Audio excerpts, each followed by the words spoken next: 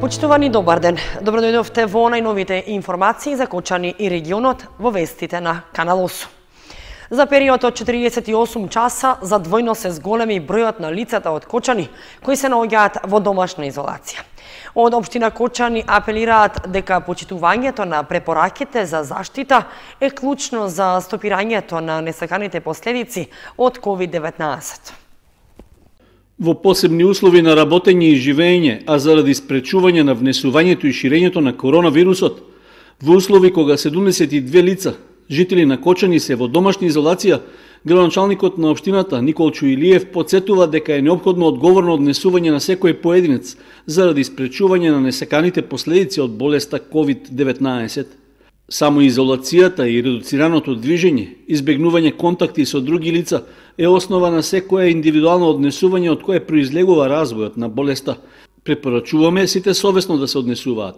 Продолжува и институционалната координација преку штабот за заштита и спасување со почитување на препораките на Министерството за здравство и на Светската здравствена организација. Градоначалникот Илиев упатува апел до стопанствениците редовно да ги дезинфицираат просториите за работа, пензионерите и младите да не се групираат и да не го избегнуваат почитувањето на мерките и препораките за заштита од коронавирусот. Од 16 март, откако е обезбедена поддршка во набавка за храна и лекови за болните, стари и изнемоштени, преку мобилниот сервис за домашна посета и службите за социјална заштита од општина Кочани, обслужени се 34 домакинства. Мобилниот сервис за домашна посета известува за одлична соработка со волонтерите на Црвениот крст и со територијалната противпожарна единица. Комуналното предпријатие Водовод пак продолжува со миење и дезинфекција на улиците и на другите јавни површини. Сообраќајните инспектори вршат контрола на такси и јавниот превоз за редовна употреба на заштитни маски и ракавици и за дезинфекција на возилата. Градскиот пазар ќе биде затворен се додека траат мерките за заштита, а граѓаните можат да се снабдат со земјоделски производи од секојдневните зелени пазари во градот. Министерството за внатрешни работи отвори бесплатна линија на која граѓаните можат да се информираат за сите активности што се во надлежност на Министерството, а се поврзани со постапувањето во врска со спречувањето на ширење на коронавирусот. Телефонскиот број е 0800 00 201 и работи 24 часа 7 дена во неделата. Исто така, отворена и е имейл адресата на Министерството mvrinformации и услуги @moi.gov.mk за поставување, прашање или прејавување случаи за непочитување на инструкциите и одлуките на владата во врска со справувањето со коронавирусот. Јавното комунално предпријатие Солидарност од Виница го дезинфицираше градскиот парк во општината и стадионот. Граѓаните главно ги почитуваат мерките за заштита од коронавирусот. 14 лица од оваа општина се во домашна изолација. Екипи на јавното комунално предпријатие Солидарност во Виница спроведува дезинфекција на детските реквизити, клупите, патеките во градскиот парк, како и на локациите кои се збирни места на пензионерите и младите во попладневните и вечерните часови. Се дезинфицираше и градскиот стадион, а после секој погреб се дезинфицира и градската капела. Од јавното предпријатие најавуваат нова помасовна дезинфекција во попладневните часови по завршувањето на пазарот. Сите овие мерки се во насока на превенција од ширење на коронавирусот, а се во согласност со препораките на владата и насоките од состанокот на кризниот штаб. Инаку, како и во Кочани, така и во Виница, граѓаните се трудат да ги почитуваат мерките за заштита од коронавирусот. Употреба на маски и ракавици при работа и излегување од дома, држење растојание и без поздрав. На пазарот во Виница се испочитуваа донесените мерки за оддалеченост на тезгите и за продажба само на земјоделски производи. Инспекцијските служби рано утринава го воспоставија неопходниот ред за одржување на пазарниот ден, но сепак генерално фреквенцијата на луѓе беше сведена на минимум. Главните улици се речиси празни. Забележителна е гужвата само пред маркетите, каде се чека редици за пазарење. Во Виница 14 лица се во домашна изолација, кои претходно се имаат уредно пријавено во полициската станица. Локалната самоуправа на Кочани упати ново известување до граѓаните дека викендов ќе продолжи рушењето на старите објекти на улицата Стево Теодосиевски. Поради тоа ќе има изменет режим во сообраќајот в петок и сабота. По почетокот на рушењето на старите објекти што се реализираше минатиот, градежните работи ќе продолжат и овој викенд. Од општина Кочани информираат дека в петок и сабота на 20 и 21 март во периодот од 9 до 15 часот повторно ќе биде затворена за сообраќај улицата Стево Телосиевски, поранешна Ленинова. На потегот од крстосницата кај двојниот мост во централното градско подрачје па до крстосницата со улицата Димитар Влахов кај Стришани ќе се рушат дел од старите градби. Општинските служби ги известуваат сопствениците на дуќаните што се наоѓаат на оваа локација да го организираат навреме дотурот на стока и тоа најдоцна до 9 часот наутро или после 15 часот попладне. За време на изведувањето на градежните работи сообраќајот ќе биде пренасочен во неколку правци. Товарните возила ќе се движат кон Грдовци, а патничките по улицата Маршал Тито и лево по 22 октомври која е еднонасочна и што се спојува со Димитар Влахов во Стришани. Автобусите и минибусите ќе се движат по улицата Маршал Тито до водостопанство Брегалница, а потоа ќе продолжуваат лево по улицата Димитар Влахов кон Стришани и излезот на градот.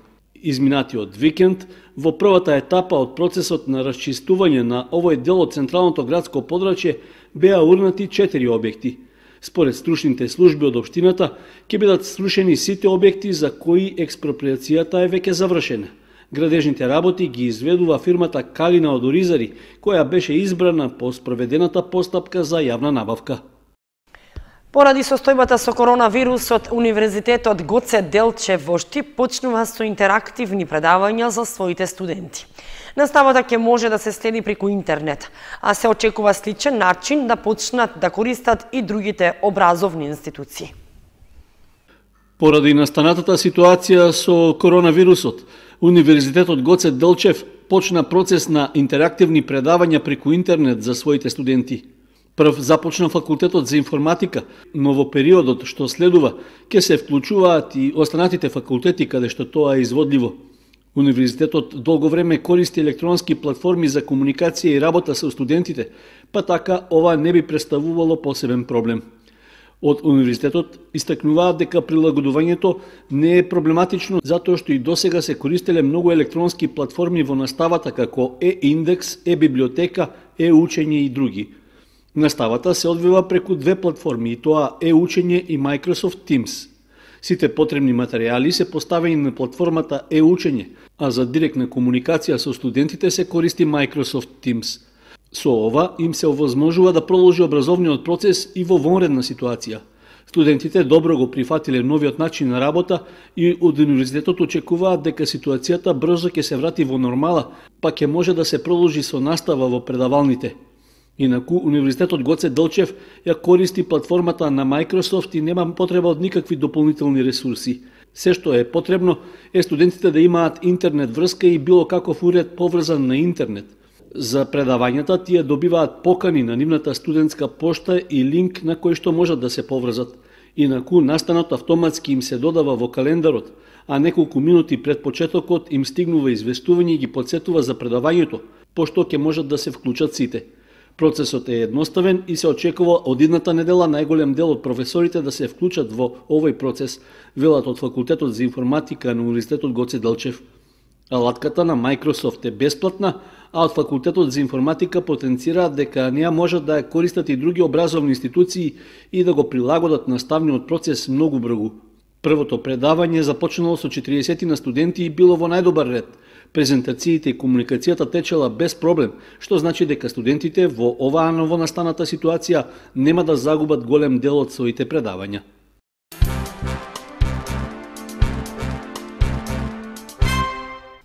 Ако сакаат подобри приноси, земјоделците ќе мора да се прилагодат на климатските услови и да посеат култури кои ќе им одолеат на негативните влијанија. Во спротивно, ќе имаат загуби, советуваат експертите. Земјоделците мора што поскоро да се адаптираат на климатските услови да не трпи земјоделското производство. Тоа според експертите значи промена на културите кои досега ги практикувале, а кои поради негативните последици не ги даваат очекуваните приноси. Според ова, сметаат експертите од оваа област, е да применуваат култури кои ќе одолеат на негативните влијанија, а при тоа да остварат подобри приноси. Сушата последните години неповолно се одразува во производството на јачменот и пченицата, која покасно се сее, но е со послаб квалитет. Климатските промени веќе се повеќе изразени насочуваат на тоа дека ние мораме да менуваме многу нешта во сопствените навики, во пристапот на земјоделството како кон професија, како занимање, а се разбира и како наука која што треба да го даде својот придонес во приспособувањето на земјоделците кон новите услови. Евидентно е дека врнежите се помалку ги имаме на располагање, доказ за тоа е втор пат во 4 години, ако не се лажам, е состојбата со акумулираната вода во браната Калиманци, која што е на околу третина од капацитетот, без изгледи да го постигне барем 80% од капацитетот, за да имаме условно речено нормална наводнителна сезона. Тоа укажува дека долгогодишните насади, кои што се најголемите корисници на вода, и оризот, како житна култура која што ја има по течењето на река Брегалница, исто така троши огромни количества на вода, сериозно ќе бидат доведени во прашање за успешно завршување на производната година. Ако со долгогодишните насади имаме услови како да го намалиме ефектот на сушата, преку примената на системи за наводнување кои што не трошат вода, капка по капка систем, и примена на засенчителни мрежи, кои што истовремено штитат и од градобиност, можеме да го намалиме количеството на вода за кај културите за околу 20 до 30%. Но тоа не е случај со оризонтна култура, која што си ги захтева своите биолошки потреби, освен ако не въведеме сорти кои што ги има во далечниот исток, кои што се гледуваат без толкаво присуство на водата како елемент во производниот циклус. Од тука, алтернативно решение кое го нудат експертите е земјоделците да почнат да сеат тритикале, кои и во вакви производствени години дава одлични приноси. Ова се потврдило со засејување на оваа житна култура на опитните полиња кај некои општини од истокот. Ќе бидам слободен да кажам дека во производна година, кога, ако не се лажам, тоа беше 1994 година, кога комбајните не влегува во нивите за да жнеат, во овче полето ние имавме принос од 3,5 тона. Се разбира, тоа не значи дека сега експоненцијално треба да расте очекуваниот принос од оваа култура, меѓутоа, значи, ако пченицата во услови на овче поле дава прочетни приноси од 2,5 до 2700 кг од хектар, тритикалето во нормална родна година би требало да очекуваме негде околу 4000 кг од хектар. Предностите на оваа житна култура се тоа што покрај повисоките приноси успева и во планинските предели.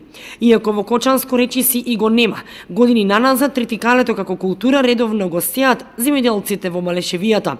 Не само во секторот житарици, туку драстични промени во аграрот треба да практикуваат и останатите земјоделци како овоштари, лозари, градинари. Познавачите на состојбите велат дека земјоделците тешко се откажуваат од навиките, што нивното производство го прави неконкурентно на пазарот. Се уште произведуваат она што го произведувале во 80-тите години од минатиот век, со квалитет кој тешко минува, дури и на домашниот пазар, кој е преплавен со производи од други држави кои ги почитуваат стандардите за квалитет, посочуваат експертите.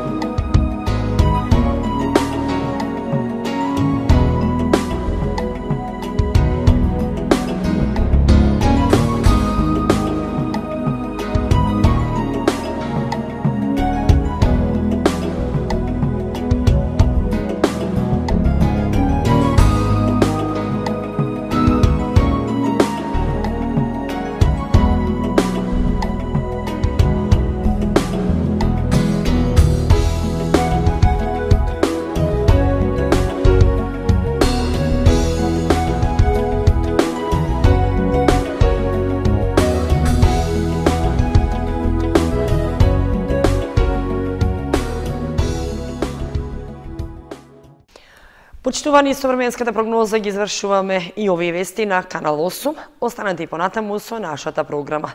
Довидување.